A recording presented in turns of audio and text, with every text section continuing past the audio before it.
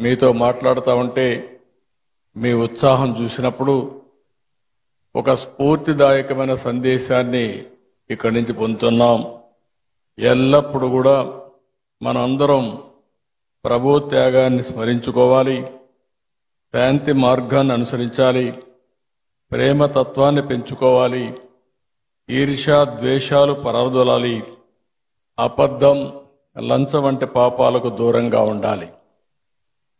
ఈరోజు రోజు రోజుకు విలువలు పడిపోయే ఈ సమయంలో కనీసం మనం చూస్తే డిసెంబర్ నుంచి జనవరి అంతవరకు కూడా ఫస్ట్ వీక్ అంతవరకు కూడా ప్రపంచమంతా పెద్ద ఎత్తున జరుపుకునే ఏకైక పండుగ ఈ క్రిస్మస్ అని చెప్పి కూడా నేను మీకు తెలియజేస్తున్నా.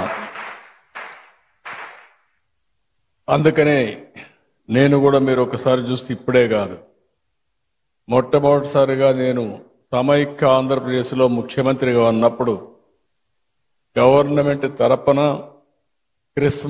ప్రీ క్రిస్మస్ ఈవెంట్ జరపాలని ఆ రోజు ఒక హైదరాబాద్లోనే కాకుండా అన్ని జిల్లాల్లో కూడా కార్యక్రమాలు నిర్వహించిన పార్టీ తెలుగుదేశం పార్టీ అని చెప్పి కూడా నేను మీకు తెలియజేస్తున్నాను.